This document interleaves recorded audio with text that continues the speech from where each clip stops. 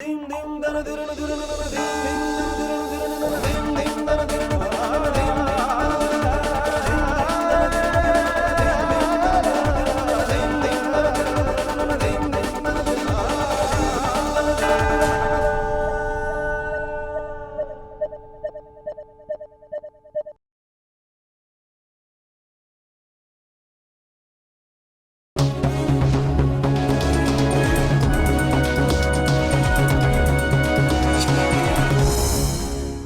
an ideal scenario, having a child should be a matter of personal choice, not dictated by financial, legal, or medical constraints in particular.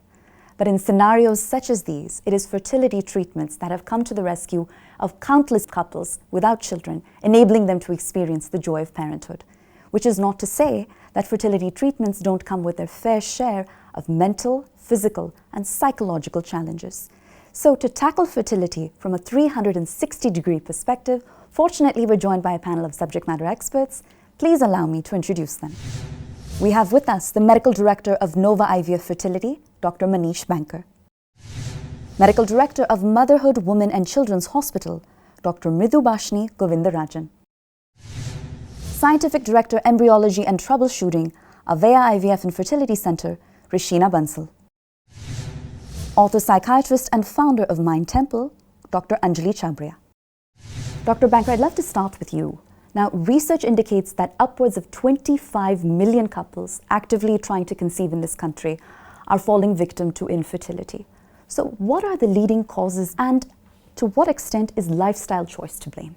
So the causes for infertility would be varied. It could affect the woman or it could affect the man. In the women, the common causes are problems with ovulation. The commonest today being polycystic ovarian syndrome. It could be diseases like endometriosis. It could be blockage in the tubes. It could be certain congenital conditions like absence of uterus or premature menopause. Sure. In the male, it would be a decrease in the sperm count, motility or abnormal sperms, or sometimes complete absence of sperms. And in around 15 to 20% of the couples, we are unable to find a cause. It does not mean that there is no cause, but we still do not have the technology to find the cause. Now, lifestyle also plays a very important role in aggravating whatever is the pre-existing condition. And stress in any form, pressures because of adverse work lives. Many times the couple is staying at different places. There are issues regarding pollution, the hormones that we eat with our food. So there are a lot of other adjuvants from the environment or the lifestyle which aggravate a pre-existing problem. Obesity is also on the rise, that also contributes. So there are certain medical problems which are aggravated by all these lifestyle issues. Sure. And Dr. Govindarajan, building on what Dr. Banker has already talked about, in vitro fertilization or IVF has managed to introduce a ray of hope in the life of so many childless couples. But for sake of our viewers watching, help us understand IVF in layman terms. In vitro fertilization is the ultimate treatment that we have today for majority of serious problems. It's not required for every one of the couple that walks into our clinics with infertility. Roughly maybe about 15% might require IVF. The rest of them can be treated with medications to correct the other problems which have been talked about, and lifestyle problems need to be corrected as well. But when it comes to IVF, exactly what we are doing is handling the eggs, which are the oocytes from the woman, and the sperm from the man outside the human body. So if I need to define IVF, that is what we do in IVF, handle both of the gametes in the laboratory, make sure that a fertilization, that is joining of the two, happen in the laboratory. In 24 hours, we can check and see whether that fertilization happens and an embryo is formed.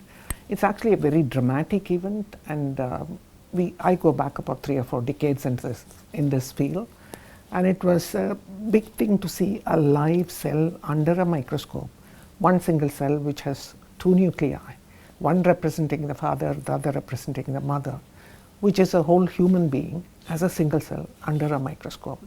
And it gives you the sense of awe, when you do that. And when you have that embryo 2 days, 3 days or 5 days later in your hand to transfer into the mother, it's almost like you're carrying somebody's child in that thin catheter to put back into the uterus. It is very dramatic, but it is something, the magnanimity of it, we have to think about when we go into this kind of a procedure, and it's really awe-inspiring to do that. Very moving words, of course. And fertility treatments such as the ones you've just described, of course, involve multiple medical professionals. There's the gynecologist, but there's also the embryologist. So, for sake of our audience, when does the role of the gynecologist end and when does the role of the embryologist start? Or does it coincide throughout the course of the process? And, Rishina, I pose my question to you. So basically, I feel IVF is one of the only healthcare fields wherein it's shared both by embryologist and the doctor equally. So the gynecologist or the doctor is the face that the patient sees, and they help the patient develop the eggs. And when the eggs are at an optimum size, the eggs are retrieved under anesthesia in the OT. That is from where the journey of the embryologist starts. So it starts from scanning of the eggs from the follicular fluid or the fluid that the doctor gives us, and then we inject sperm into the oocyte and we develop embryos. Those embryos are then grown and nurtured in the lab for 3 to 5 days, and then we select the best embryo. That is where the skill rises, and we select the best embryo and we give it back to the doctor in the catheter, as doctor rightly mentioned, and that is then transferred back into the womb. Phenomenal. And Dr. Chabria, a question for you here. In spite of all of the science and what it indicates, the stigma that surrounds fertility treatments is still looming large. What's the solution? So what happens is actually stigma is to do a lot with the society that we belong to. The blame is normally on the woman still. Of course, society is changing. But at the same time, we need to do a lot of work and eradicate the stigma.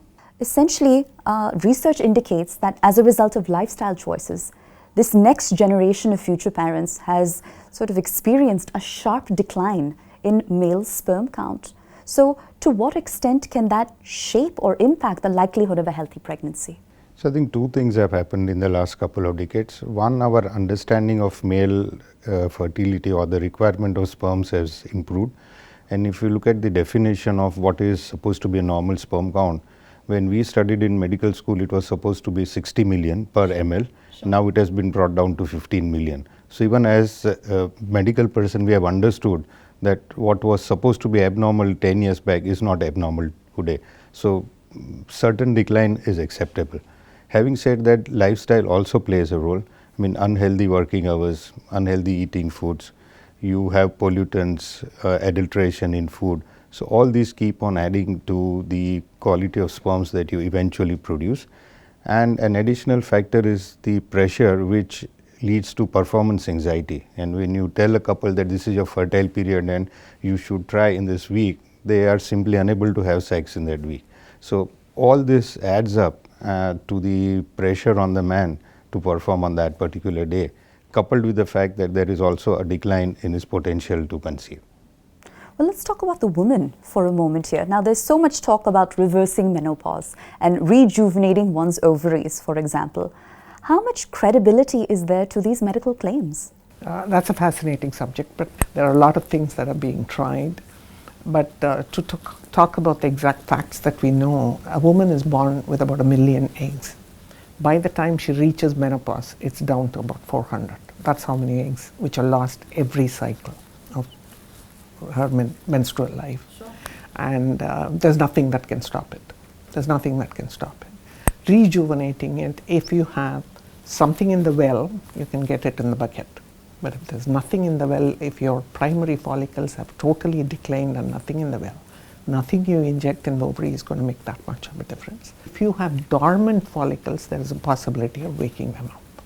Put it simply, that's about all I can say at this point. So can I add to this? Please, Doctor. I think this is a very important question, and I think women should understand that for every woman, her biological clock is always ticking, unlike in men, unfortunately. It is a fact, we have to accept it. And we have also published that the ovaries of Indian women age 6 years earlier than their Western counterparts. Right. So to delay a child in the hope that there is something left for me even when I am 35, 40, 45 is not good. We should not mimic what is seen in the West. We should not be under false hopes.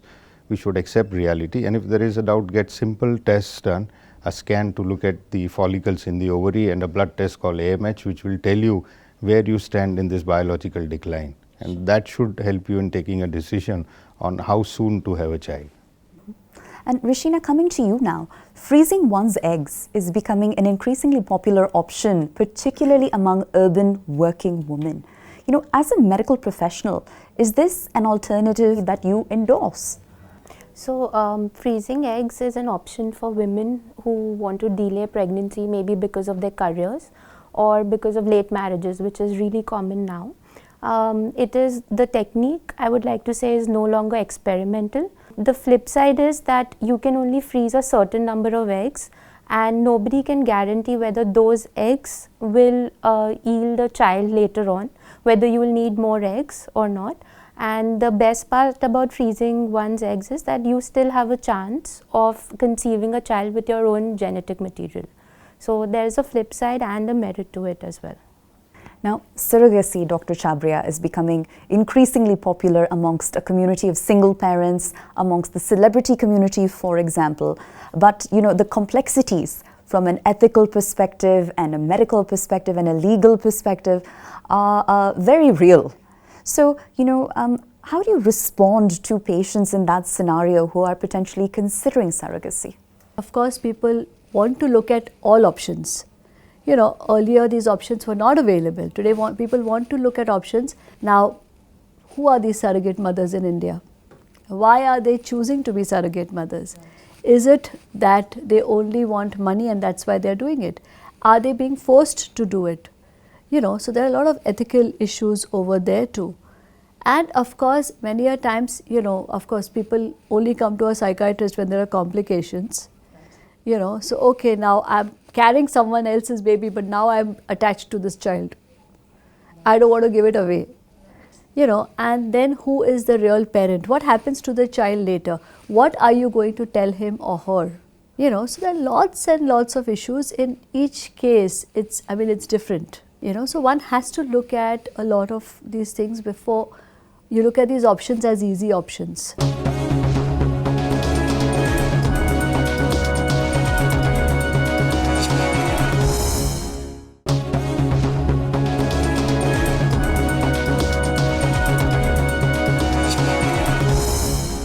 Is there a comprehensive psychological profiling of patients that come to you, for example, or your practice? And if so, how do you vet the patients to later determine that they are in fact fit to move forward with the fertility treatment? So there is no specific profiling in a sense, but every infertile couple does need some amount of counseling. This counseling involves not only from a purely psychiatric point of view, but also from a medical point of view, from a financial point of view. The idea is to make them aware of what their problem is, what are the options available to them, and involve them actively in the decision making process as to what is the best outcome for them. So we have trained counselors in the clinics who will help the couple throughout their journey and beyond, who will help them in arriving at the right decision, and if there are pure psychiatric problems, then we would also ask them to take appropriate treatment. So it is not only one aspect of the couple, we need to look at the entire spectrum of the issues and we need to guide them throughout the process. It is not a one point of contact. And Dr. Govindarajan, do you believe that these infertile couples are receiving counseling to the extent necessary, where they're reassured that they are not inadequate, you know, that they've in fact embarked on a journey of pride and not one of prejudice? Counseling should be part of the treatment because each one of them comes with a baggage of problems. And it may be their own problem, it may be the circumstances that they are in, or it may be the pressures from outside. Depression is very common. Anxiety is very common. So not even addressing that is not the right way to go, because we also know even scientifically that stress can actually decrease the results in IVF procedures, which is purely a technical procedure, and still the outcome of an IVF pregnancy, the chances of pregnancy become less if the couple are both highly stressed because of the hormonal changes that stress by itself induces. Absolutely. So I think every one of them, when they have a significant problem, should have some avenue for counseling. Plus, I think this is an area where the important thing is to counsel them about coping with failure. because as opposed to practically every branch of medicine, the success rate at best are maybe around 40, 50, 60%. If you go for an appendix surgery, 99.99% would end up with their appendix removed. Absolutely. Here, even with IVF, we would have at least an equal number of failures as successes. So how to cope with failures is the most important thing, because if the patient remains in treatment for a longer time, has multiple attempts, it increases her chances of pregnancy. So to decrease this dropout rate, to give them a higher cumulative chance of a success, they need to be counseled that this is not a one-time process. You need to be ready to accept failures as well. And be mentally prepared to participate in multiple cycles. The higher the number of cycles, higher is your chances of pregnancy. Sure. Dr. Chabria? So sometimes it's very interesting that there are couples who've gone in for IVF treatment, but the problem is that before that they've not even tried to have sexual intercourse with each other. You know, for whatever reasons. You know, psychologically they need to be understood and they need to be put at ease, because you know, sometimes even some hormones itself can create depression, anxiety, and they need to be told that and explained as to how they're going to feel, because what happens is sometimes there's a lot of, you know, pressure just put on the procedure. But Rishina, isn't part of the problem that not enough fertility treatment or IVF success stories in fact step forward and give others a glimpse of their journey? Isn't part of the problem that stigma and taboo continues to surround and engulf the topic? Yeah, like she rightly said that, you know, it's a hush-hush topic. So people, even if they get success or they fail at an attempt, they are not going to talk about it. So, and even today, like I personally have friends who I find out later, even though we are in this field, that their baby has been conceived through IVF. So they don't want to show people that, you know, they had to use IVF to have a baby. It's a stigma. So what's the solution in that scenario? Do there need to be more forums in the marketplace that sort of provide a platform to IVF success stories? I think the forums in the media have a lot to do as well. Okay, success stories, one-off, can have either kind of an effect if it only comes from celebrities, and it may or may not apply to somebody else's life. But media addressing that problems in several of its forms, and I'm sure, you know, the other point that Dr. Banker was talking about, which is very, very important, is that success doesn't always happen. And the promises of 80%, 90%, 100% successes are not true. And people should be able to face that right in the beginning and should be told that right in the beginning. So the counseling in the beginning should include these kind of facts to encourage them to try and try more. And when they do that, the chances of success ultimately becomes pretty high. I think one very important way in which we can propagate that IVF babies are as normal is to have a national registry of ART. Sure. So most of the Western countries have their registries, which has been published everywhere. So if I want to know how many babies are born through IVF in the US in 1 year, I will have the figures. In India, no one has these figures. And hence, a couple who has had an IVF baby feels that I am the only one who required this help, and hence I should not speak about it. If they know that there are hundreds and hundreds of babies born in the same fashion every year, probably they would be more open to speak about it. Sure. I think support groups would also be a good addition. Like if we had support groups like maybe, you know, city-wise or national, you know, on a national level, that would help people speak up whether they're having failures or even their success stories. So, you know, everybody knows that they're not alone. We usually have group counseling, and people who've had some successes, they can even bring their babies and talk to them. Sure. And that does happen. Now, say a couple has taken the first step of the decision to seek out an infertility specialist.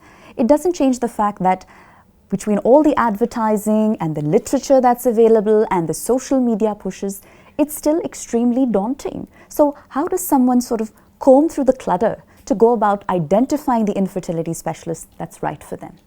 I think this is a very, very difficult choice because, as I said, unfortunately, India does not have a registry. If we had a registry, they would just have to click on it and find out what is happening in the clinic. So what they need to look at, of course, is the experience of the doctor, but more importantly, how transparent the clinic is. And by transparency, it means, are they telling you everything? Do they make you sign blank consent forms? Be sure of what you are signing for. Are you getting your own eggs? Are your eggs being given to someone else? what is the success rate of the clinic for a couple who has a problem similar to yours? Sure. You cannot tell a woman of 35 that you will have a 50% chance, because that is simply not there. So you need to ask for facts and figures. You need to look at the entire team at the clinic, because as mentioned earlier, it is the embryology which is the backbone. So we need to look at how many embryologists are there in the clinic, what kind of experience do they have, what kind of technology does it follow. We need to see whether the clinic has any kind of accreditation, because that tells you that it is doing certain things right, whether the clinic has been registered with the ICMR. So there are so many things which we need to look at. I think you've got to choose your place very carefully. Again, I'll go back to what I said. If somebody promises you 90% results at all times with no cost attached to it, that's definitely not true. And I think our regulations can be a little bit more, and they can become compulsory regulations, where we need to register, and unregistered clinics should not be able to function. Well, that makes for a wonderful note upon which to close. I believe I'm stating the obvious in that with respect to conquering infertility in India, a long journey lies ahead, but conversations like this certainly make for a solid, great start. With that, our special feature, Nova IVF Fertility presents Fertile Conversations, partnered by the Times of India, comes to a close. Thanks for watching.